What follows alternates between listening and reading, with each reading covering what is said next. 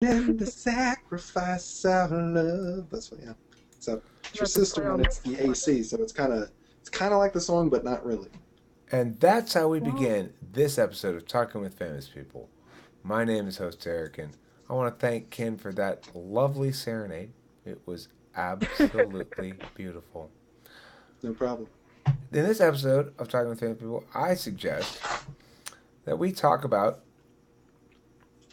something I was thinking about in the car today, which is the privacy issue.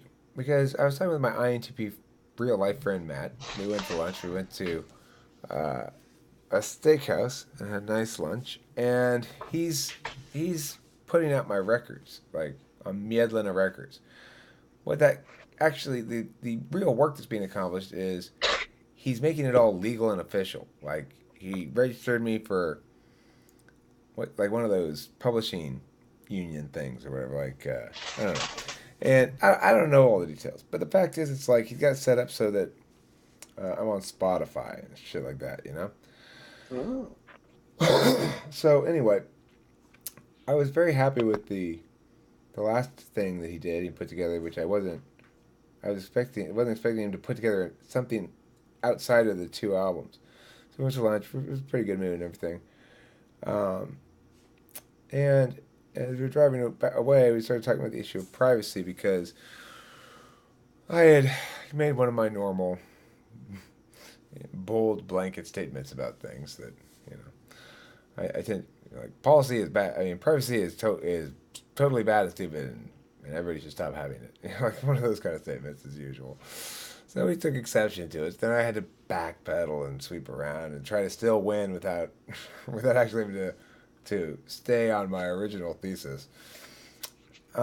Anyway, the point that he was making, which is interesting for an INTP, and he's a very intuitive INTP. He's very NE heavy over TI compared to most INTPs, but he acts the same as other INTPs socially. Like he's quiet and he just he only says something when it's it's been vetted in his head a lot. But his point about the whole issue of privacy and whether or not it's a good or a bad thing is that it doesn't matter at all. It ultimately doesn't matter. Those sort of statements are meaningless. That uh,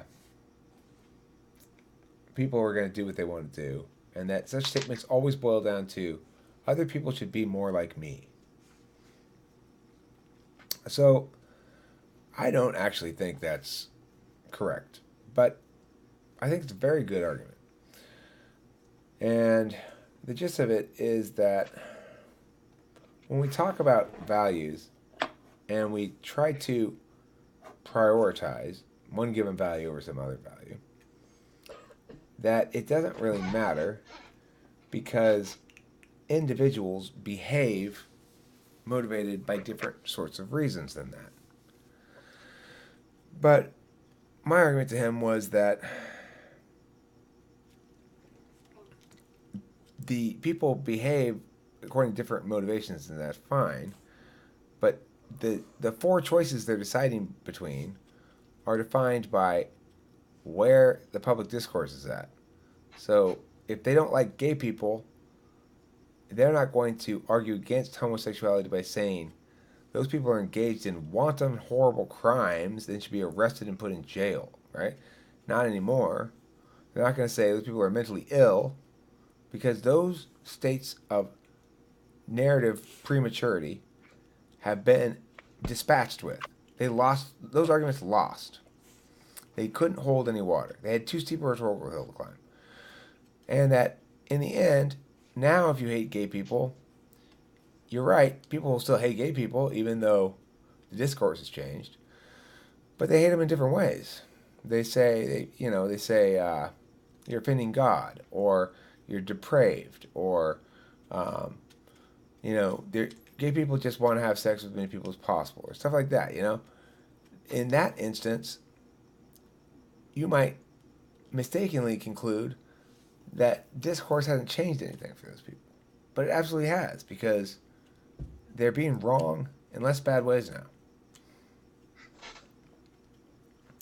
So I thought I'd throw that idea out there because actually I felt like Matt won the debate in the car. I guess is why I brought it up. I was like, but I should have won that debate.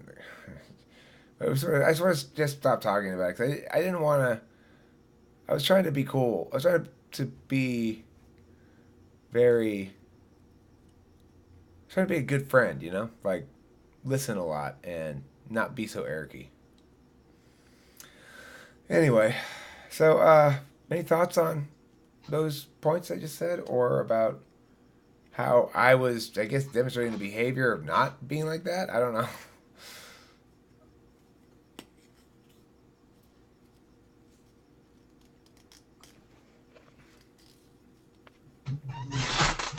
Um, yeah, it's like, yeah, this is like one of those rare examples. I mean, not necessarily rare, but whatever. It's a rare example of you FE dancing, is what it sounds like. Um, Well, I consciously chose to drop it and change subject, yeah. which I don't Okay, so normally it was do. a subject change. Um, Yeah, so I you're mean, going to be a good friend, but the thing is, I guess now, do you still think that that was the friendly thing to do? I guess not friendly in terms of nice, but being a good friend, that it was the best thing that you dropped the topic instead of hammering your points. in this instance, yes, because I felt as though he was conveying to me that he finds such stuff tiresome, and so um, you know, it's one thing to if I were getting from him like you're super wrong, Eric, and I can't admit that. I can't admit the fact that I think that you're super wrong to myself, that I'm actually wrong or something like that. Then I would maybe respond to it differently. But basically, the vibe I was getting from him was you're wrong because that's boring, you know. And so I was like, okay, fine, then let's not talk about it. But I didn't say that explicitly. None of that stuff was said out loud. It just felt like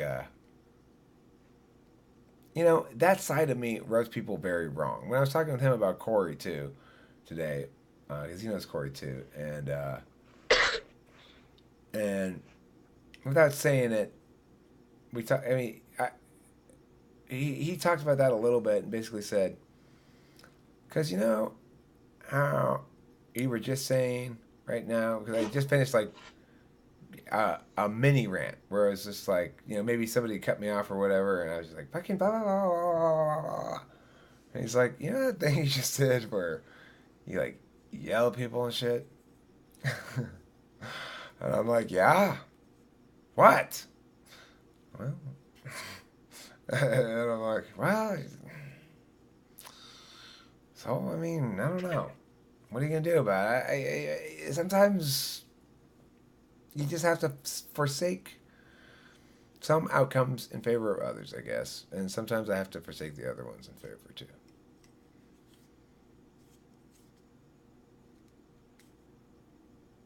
Yeah. See, I don't know. Because I wasn't in that exact situation, I don't know how I would handle it.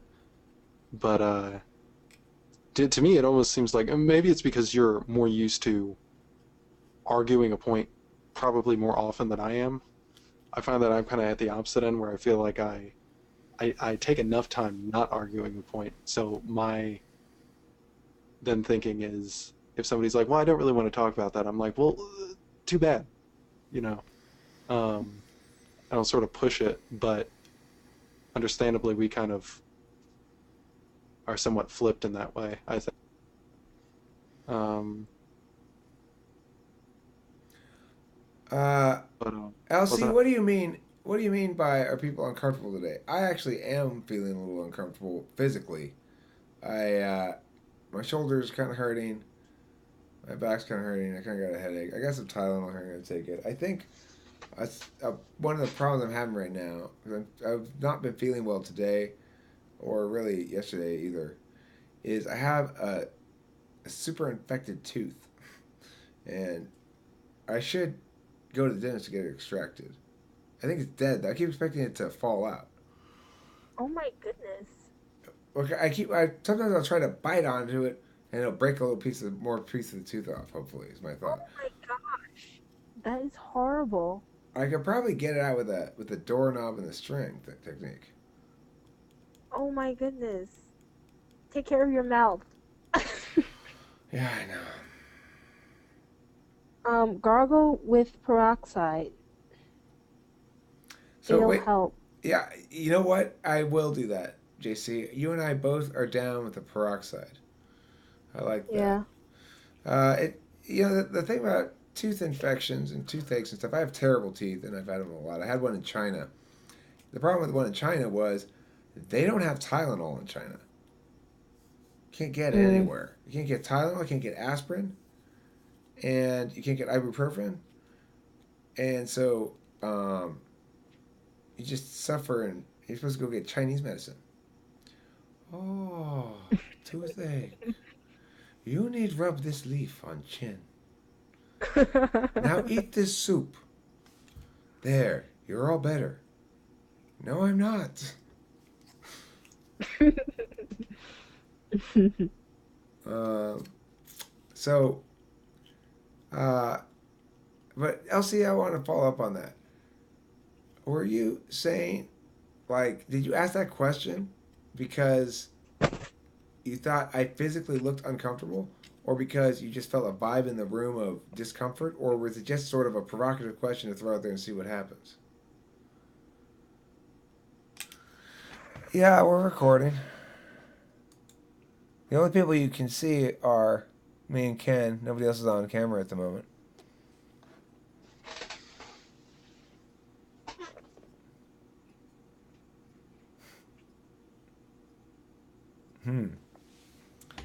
You were like, huh? That's not very informative response, frankly. But I That's like not. it. I like it. All right, how about you, host Ken? Are you uncomfortable today? I'm actually having to think about it. I don't think in Let's any see. major way. I think I'm probably gonna eat something in a little bit, but other than that, no. How about you, JC? You're uncomfortable because of the cold, I remember. Yeah. How about But I metaphysically? mean, Are you metaphysically uncomfortable because of the dramatic changes in your life? um, eh, not really. I'm okay for now. Would more cheese help? What? Would more cheese help? Cheese would probably make me break out so bad right now. In laughter? Break out on my skin and rashes. Oh, in rashes. Well, that's almost as good as Yeah. laughter. I mean, I haven't eaten it in so long, and it already did things that were nice to my skin. So I I see. have eaten it so You can long, stop. it would do horrible things to me. Uh, Saren, how about you? Are you feeling comfortable, uncomfortable, or evaluating yourself on some other metric? Carolyn, would you like to chime in on this? Aaron, I know you have a camera. Would you like to join in on the camera side of things? It's a little saucy over here on the camera side of things, but you're encouraged to join.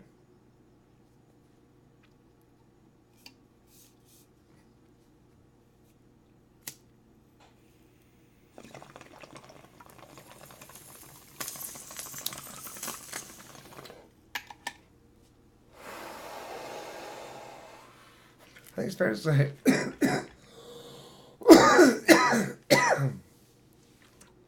I'm somewhat metaphysically uncomfortable right now too.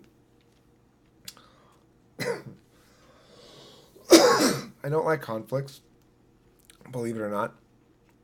I've had a couple things weighing on me metaphysically, namely yelling at Natalie's mom. Now, the reason Natalie's mom was calling me was because last time I talked to Natalie's dad, I screamed at Natalie's dad. and he got really mad at me. So now, just the mom called me. Well, last night I screamed at Natalie's mom. Those parents are so difficult, though. Anyway, the point is, that makes me feel metaphysically uncomfortable because it's like, I know those people are going, I don't know what to do with this man. He's awful. But on the other hand, Natalie likes him, and whatever. I don't like the fact that that conversation has to be even had. That they're trying to figure out what to do, right? There shouldn't be anything they need to figure out. They should just be, she should be locked in on my team. We should all be happy. There's no reason for anybody to be unhappy, but I yelled at them too much. And so now they have a bunch of, like, cards to play that they shouldn't even have any cards to play. So, are they fighting with you regarding the way that you're teaching them, or are they fighting you that you're yelling at the kids? Just No, they're not fighting me. They're bugging me, and I'm yelling at them. yeah, but They're bugging me about who their kid's partner is and stuff like that, right? Like, yeah, miscellaneous stupid shit. they want me to, and they want to sort of involve themselves in the partner selecting process. They want to be like, well, who's her partner? How do you do that? Do you separate them out, or like join up by types, or not? Like who would benefit, or bring out the other aspects of the BTI with them? Or? Well, here's the thing about tournament participation and partnerships, is you have a partner for a tournament. This is what I try to explain to the parents too. They see some of the strongest teams usually have found their partner, locked in with them, and they stay together. And so they say, oh, well, I want that for my kid. And I say, you'll have that for your kid when I find the right partner for them. This is a long process. I got those guys when they were 6th graders. They've been through this process. When they were 6th graders, they were bouncing between partners too. The other thing is, I don't know exactly who's going until you guys all give me your checks to pay for the tournament, right? Now I know for real who's going, and because you paid for it. So once you guys have all paid for it, then I say, oh, I've got 9 kids. Sorry, Joe, you can't go. Or what I actually do, which is call the kids who said they can't go already and say, come on, please, please, please, please, please, and until I get another partner. Now, who are the partners for those? Well, I usually do it simply like this. I just go best 2, next best 2, next best 2, next best 2. And that usually correlates with experience. Sometimes I'll modify that according to grade. I'd like to put people in the same grade together. But this year it's so nice. It's the most wonderful thing ever. Mingyu and Edmund and Evelyn are basically doing my assistant coach's job, right? They're making memos for me for the tournaments. They're registering. They said, don't worry about it. We'll take care of the registration. Don't worry about it. Just give me your login information, stuff like that. They're so good to me. They're so kind to me, right? Because I hate doing that stuff so much. I hate it. And that's why those parents get yelled at. They're pestering me with the same questions or slight variations thereof about precisely the aspect of the job that I hate the most. So I just end up losing my temper and yelling at them. I don't want to do that. That's why I'm carrying metaphysical baggage about it. It's like, that's not doing anybody any good. I'm not trying to fix those people. I don't want to fix those people. I want them to leave me alone. But I don't want to alienate them, too much, because Natalie's pretty good, and I don't care about whether her parents or anything, because I just want to keep Natalie. I just wish they would, yeah. So in previous years, how many coaches did you have in your group? First, I will answer in a second, but let me just, FYI, Saren, your volume level is super low. I can barely hear you. Yeah. Second, I can turn it up. Okay. So, last year like this year I have 2 assistant coaches too. I've got Justin and I've got Felix. But Felix is just doing the debate coaching part. He's not really functioning as a general assistant coach. And Justin is doing some assistant coach stuff, but he's doing, it's not really assistant coach stuff. I've got him doing the autonomy website shit and stuff like that. And I like what he did with it. I had to replace it with something more useful in the moment, which is I need to get those memos out. And the best way I have to get those memos out is to just here are the memos, the index of the whole website. That's how I go about doing it, because I don't want anybody to say I can't find them. I hate those questions. I hate that kind of shit. and I get it nonstop if I don't be like, there's only one thing on this page, the link to the memo. It's the home page. If you can't follow this instruction, I don't know what to tell you.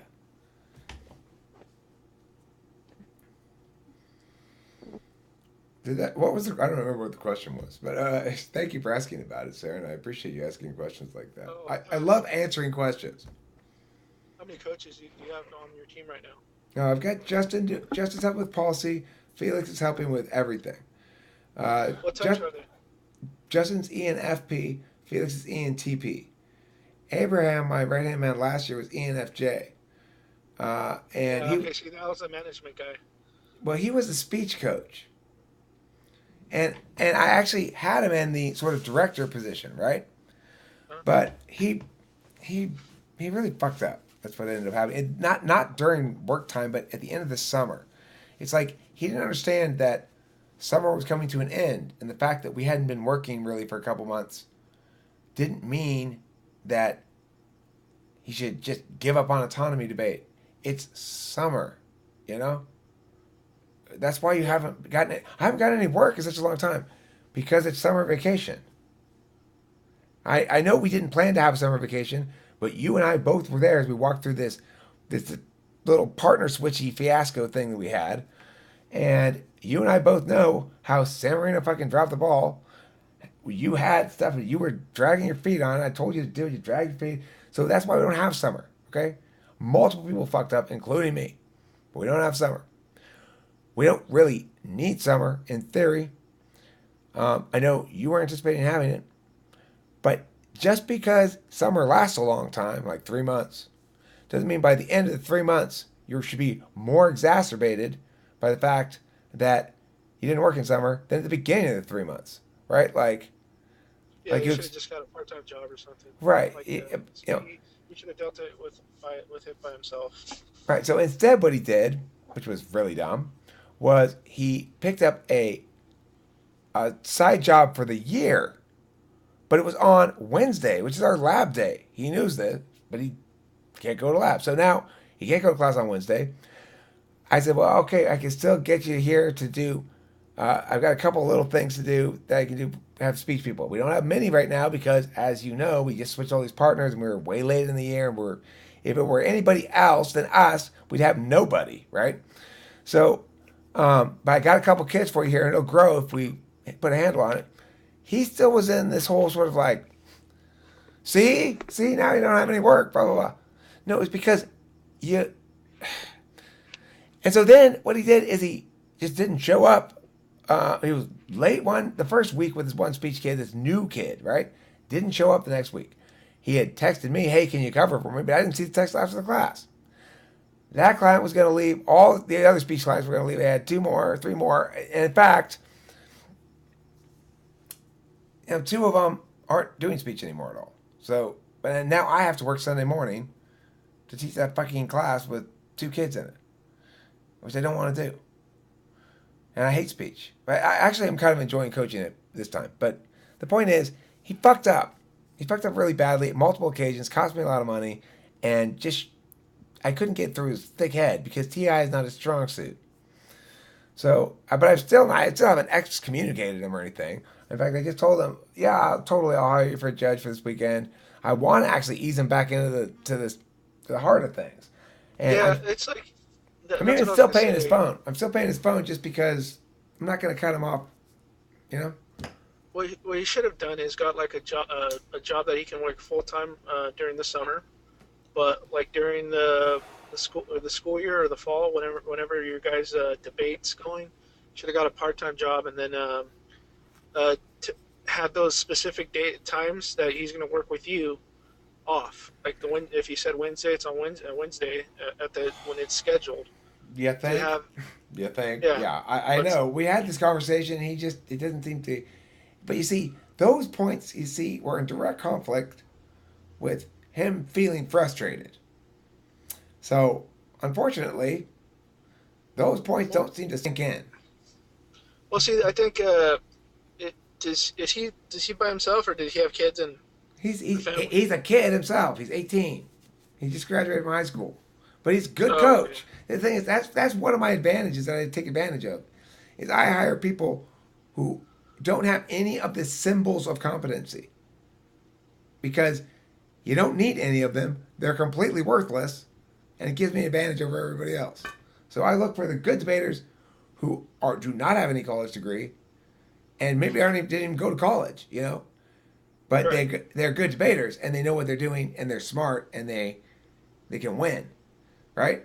And I hire them for cheaper because they're 18. They got nothing else going on, but I still pay Well, them way better than get anyplace else, right? But cheaper than I have to pay for a full blast, mature policy debate coach. Justin's in I high feel like school you. still. Justin's still in high school. Yay for child labor! Yay. Um, I pay him the same amount I pay Felix. Felix is I'm not 24. arguing. Felix is Dude, 24. if I could have gotten like an actual job like that in high school, I would have done it. I yeah, mean, that would make frankly, Justin's probably more valuable to me. I pay him the same as Felix. Hey, isn't that like a opportunity business that we can do? Exploit? Oh, I can. Well, That's a good I'm idea. at the point. I'm not exploiting them. I am paying Justin a full more than he would ever get anyplace else at this age. And How not much are we quite. giving him anyways a week? Exploit isn't a bad word. It just gets a bad rap. Okay. Well, I'm not paying him by the week. I'm paying him by either the project or the hour. But I will give him 20 an hour or 25 an hour depending on the circumstances. Oh, so you And don't give him $7 or something like the minimum wage limit. no, no, no. I You give him, actually give him $20. Yeah, that's pretty good yeah. for the hour, right? Yeah, I give him $20 an hour for any sort of instructional stuff. If it's high octane stuff, I'll give him 25. I gave him a bonus after nationals because I give him a lot of the credit for getting Edmund and Connie safely through to Oh, what? semifinals, Yeah. top four in the country. Why? Because a high school debater, and he's going to be a senior, right? He's deeply connected in the debate community. So when he's like, I'm like, what are we gonna do about this? He says, he just starts networking, and all of a sudden he's got this crowd of like super badass lab leaders from Stanford and shit around him, and they're all coming up with ways to beat the evil empire. Let's help Strauss beat Kudos. Everybody fucking hates that woman now. So that's why that's one of the reasons why he's so valuable. Also, I love the way he really owns the coaching thing. He's there hugging Edmund and going, "This is fucking good," like that ENFP quality Yeah. that pays off gold with middle schoolers. He's a high school senior. He is so just the kids can feel his how fully bought into their success he is. That's valuable. Yeah, it sounds like an ENFJ and the ENFP, like Pete Carroll, where he shows he supports the football players that he work on with him, and they raise to a higher level. Like when he started with the New England Patriots, and he got fired from his first two jobs because he didn't know how to implement it in the NFL level. So he went to USC, developed it with college students. Then he went back into the NFL and went to Seattle. In his first 2 years, first like what 4 or 5 years, he won a Super Bowl. I guess it was just the experience after he gained so much. But and like you said, it's like I think what's his name? The ENFJ guy. Oh, ENFJ is Abraham, and the ENFP is Justin. So yeah, no, they're just good motivators or um, well, Yeah, so it's interesting that you say Pete Carroll's an ENFP or an ENFJ I think he's an ENFP. because he's if I had to have a coach that I would like to emulate or take things from and trust as with coaching advice for coaches, it is Pete Carroll. He said the one thing he says I think is 100% true, and I saw him in an interview and he's like, the thing about being the coach is you have to bring the energy. You define the energy of that team. If you aren't super hyped, why would you expect them to be super hyped? And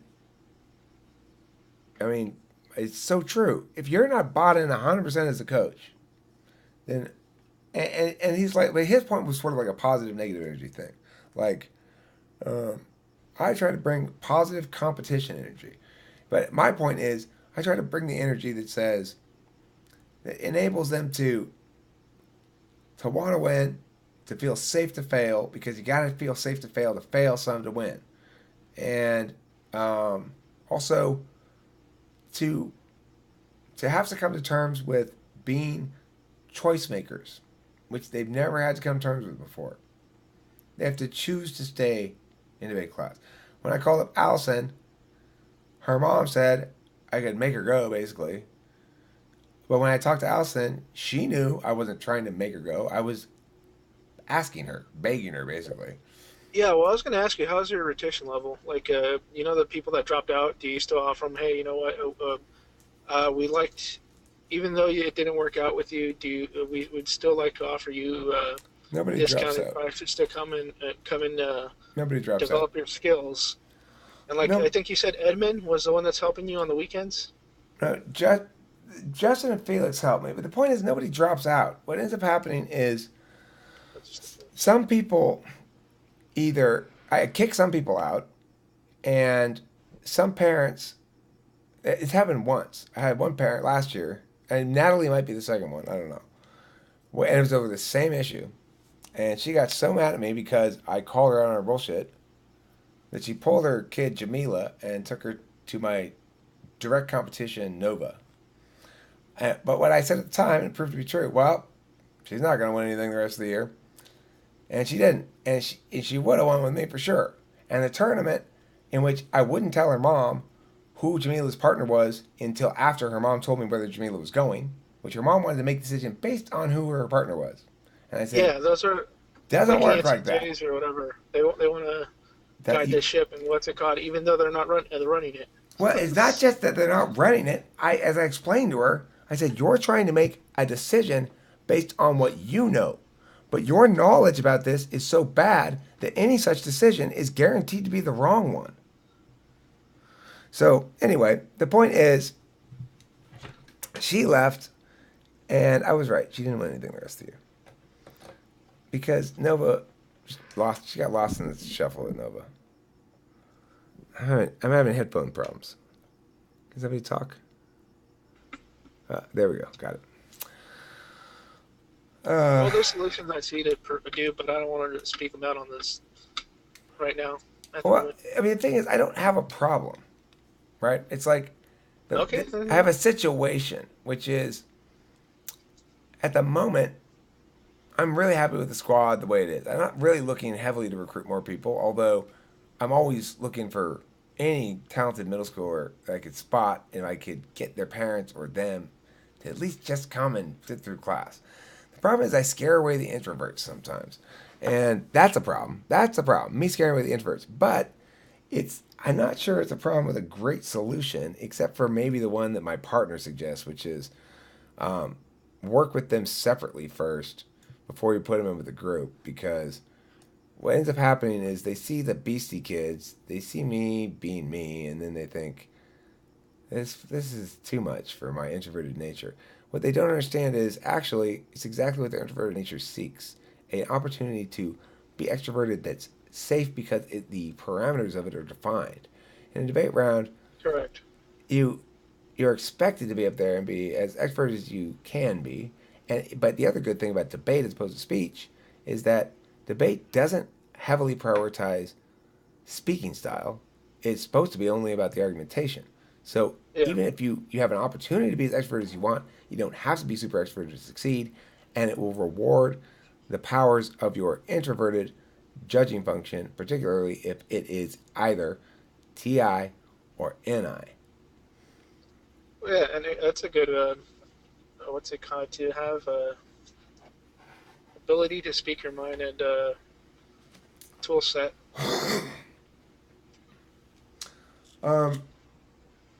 Okay, well, do we have?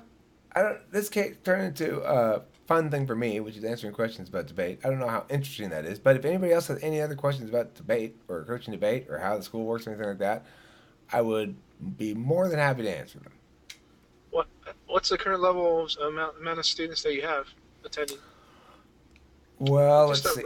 rough estimate's fine. 25, 30. more? Yeah, probably about 30. I've Oh, that's I've good. got 12 in Walnut. I got about 20 in Alhambra, something like Yeah. that. Yeah. Most of them, almost all of them, are middle schoolers, but I have two high schoolers, and I've got some nice fifth graders and a really talented fourth grader that I let into PF, which I never do because then I can't cuss in PF class. That's mostly why I don't want fourth graders in there because I can't drop f Uh, bombs. I slipped up a couple times. I was like, "I'm sorry, fourth grader. I'm sorry. I don't mean to curse in front of you, you adorable little innocent fourth grade girl." It's like I just can't. It, yeah. it's awful. I feel awful because she's so little, but at the same time, I'm starting to get, I'm trying to coach. And for me, coaching is about like, you pissed me off, or something. I don't know. So, but yeah, it's cool. The enrollment's fine this year. It's a little lower than last year, but without Abraham in the mix, it's less labor costs. So it's about the same financially for me, probably. Well, is Abraham the guy that left to Utah, or Abraham's the guy that got a job when he knew it Abraham's the needed? guy that got a job. Okay. And so he's fairly basically, and then got a job, and then managed to let his frustration cause him to not care, and then lose the couple of clients he had. Because this is the other reason. Because I had set things up to make it a special financial deal just for him. I was trying to get him. I told him, I've got a 5-year plan here, Abraham. I'd like to see you like take over this business eventually. And the plan was I was going to have him set up to run his own speech classes under autonomy and get 80% of the total cut that autonomy got. So it meant he would be making almost the same as hourly right off the bat, even with just a few kids. But he would make it a lot more than that if he sit there and build the program up like he's perfectly capable of because he's an excellent coach. But that required too much math, I guess. I don't know. Yeah. He got frustrated more because I couldn't tell him exactly when I was going to cut him a check, even though I said it'll be in the next couple of weeks. When I get my cut, I'll cut you your cut. Well, see, that's the whole deal. Like, it's the same thing with real estate. You know, when retailers try to sell someone's house, they get a 15% commission, and some retailers argue like, "Hey, why are you guys taking the not the retailers, but the The accounting sellers people? or the county. Uh, they get a cut as well, and out of that 15, I think it was like the people that were actually the sellers. The sellers were only getting like 5%, maybe 7%. And what's it called? But so one of the guys just decided to say, "Hey, screw it! I'm gonna make my own business, do whatever, and I'll keep the whole 15 myself, and like just pay someone that I know to do the what's it called? Instead of working for like a 21st Century or one of those like nationwide retailers, they just like I said, they he just started finding the clients himself, like knocking on doors, trying to find people to that want they're willing to sell their house or wanted to. You know, it's like if they say no, who gives a shit? You just go on to the next one. Right. And like you're saying about Abraham, yeah, he screwed it up because he didn't see the potential of what he would have got. But like some people, they need to understand that you either work a job that you don't like doing, or you either work a job that you do like doing that might pay off in the long run. It would have paid off for him in the short run compared to what he's got now. Well, because even then, look at you could have established your schooling, your platform a little bit better, and then you would have still been competing in the same area for until you finalized it.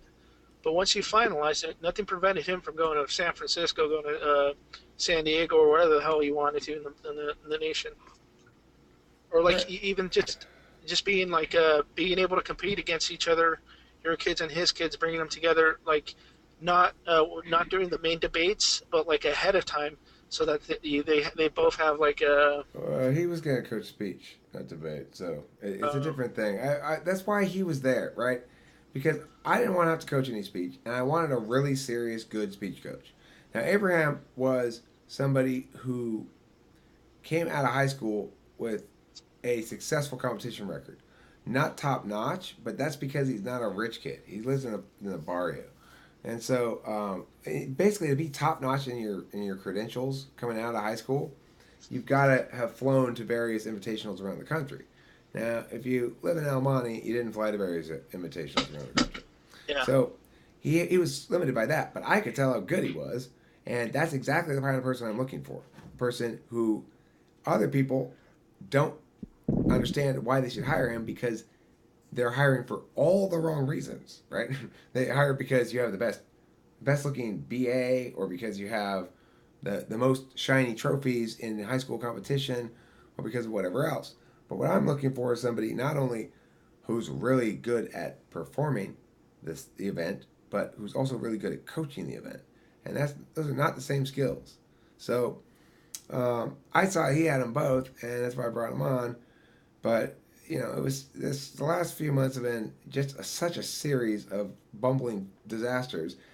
At the end, it wasn't even like I fired him. It was just like the only way to salvage all those clients was to take over the classes myself. And it wasn't because he was doing a bad job. It was because he was being flaky about it because he didn't take it seriously because he hadn't worked for a while. It was, I can't even explain it. It was weird. Whatever, more money for me.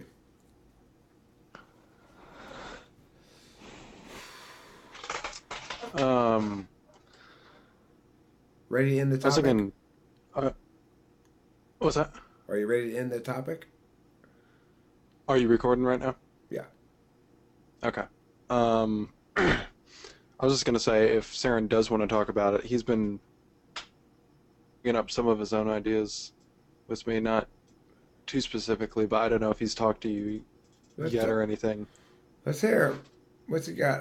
If he's got ideas for TWFP, I totally want to hear him.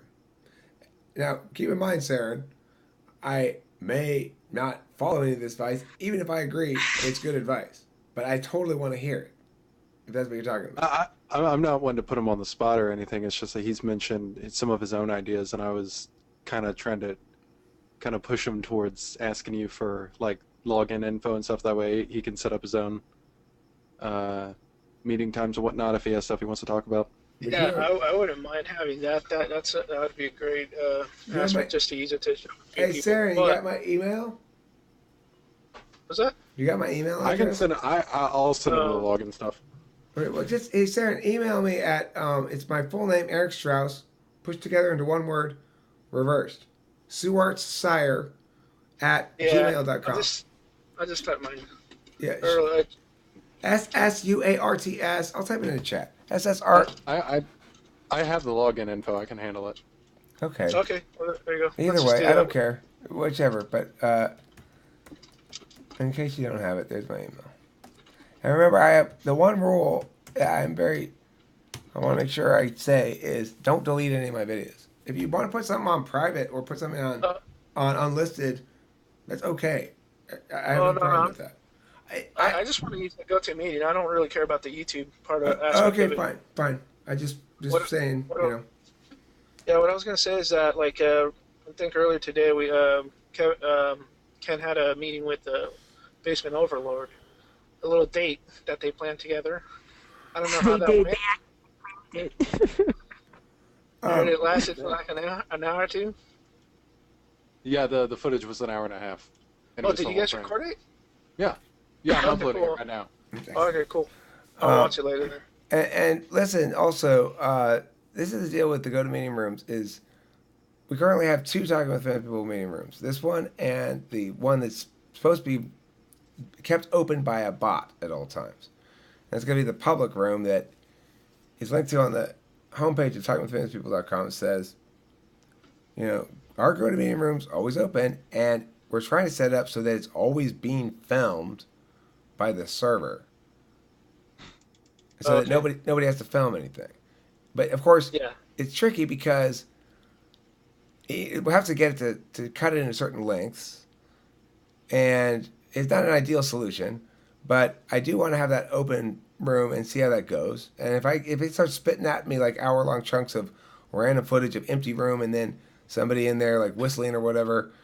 I don't know. Maybe I'll do something with it. Maybe I'll edit some highlights and do a little show of like what happened yesterday Yeah, in this because GTM room. that's what's happened. What happened today?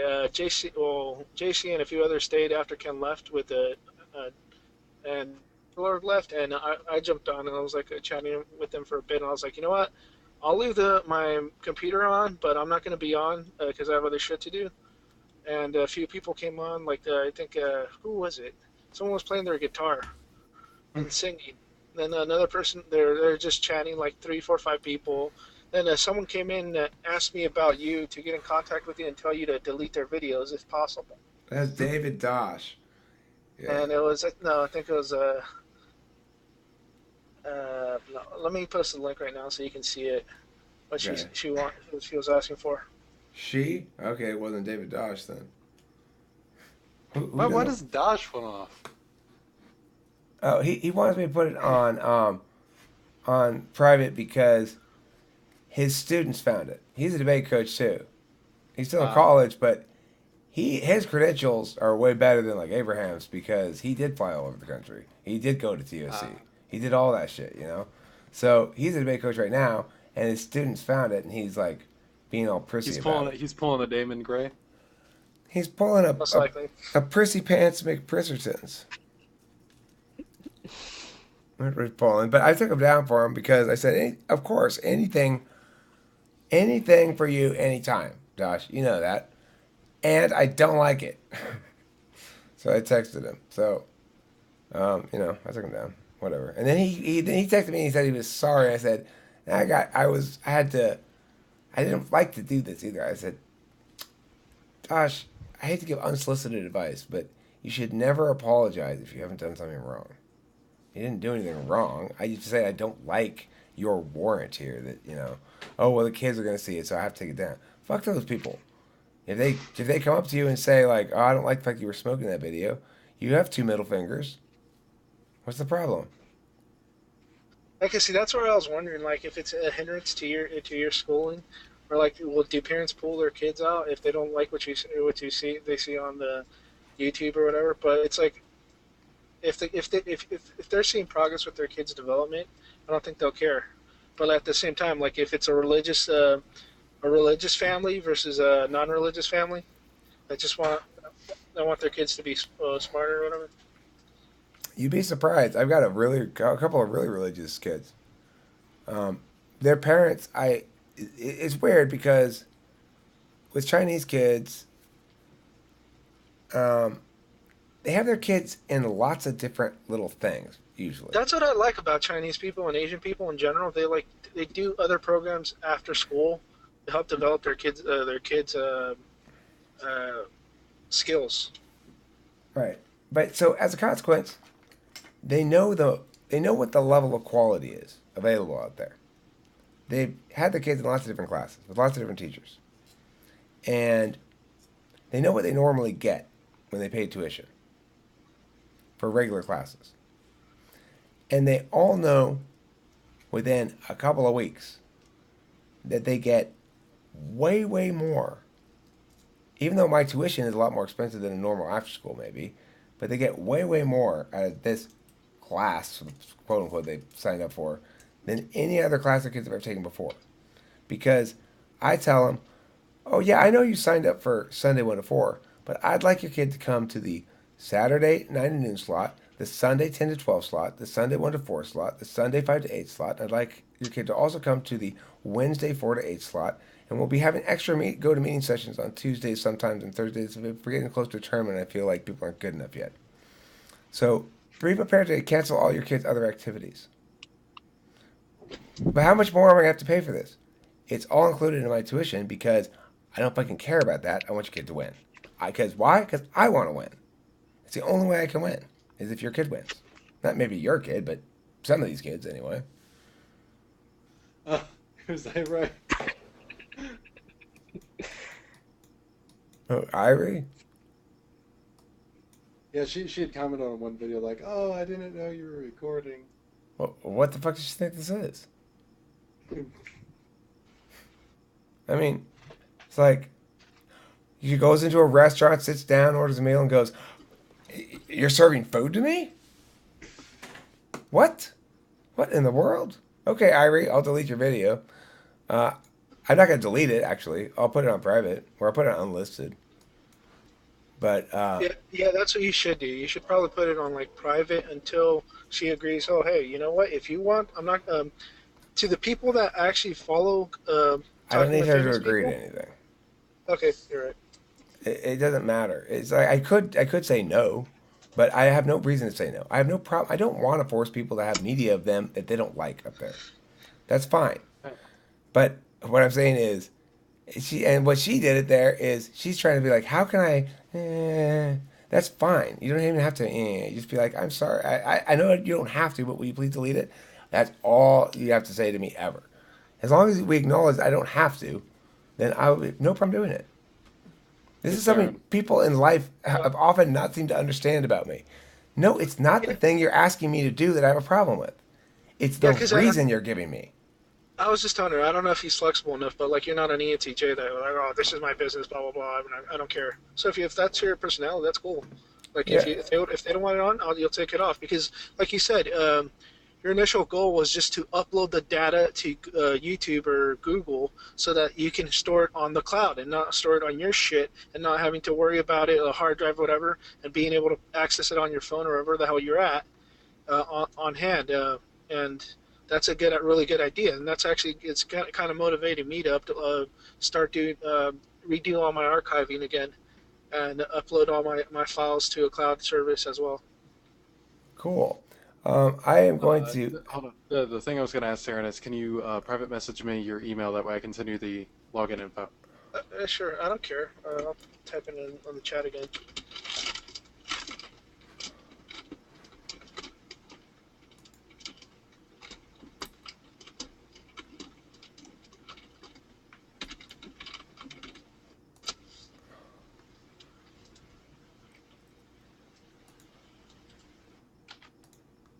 I guess I'll put it on private. Fine. I delete her playlist too.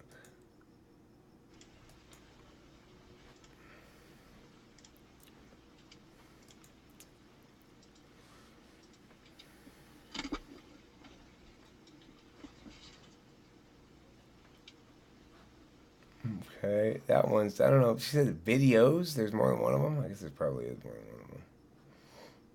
I don't know what the other one is. All right. Well, whatever. I'll deal with the other one later if I find it. So yeah. All right. I I think that this is the end of the debate video, maybe. So hope you enjoyed it. It was a little aimless, but it was not without words. So thanks for watching.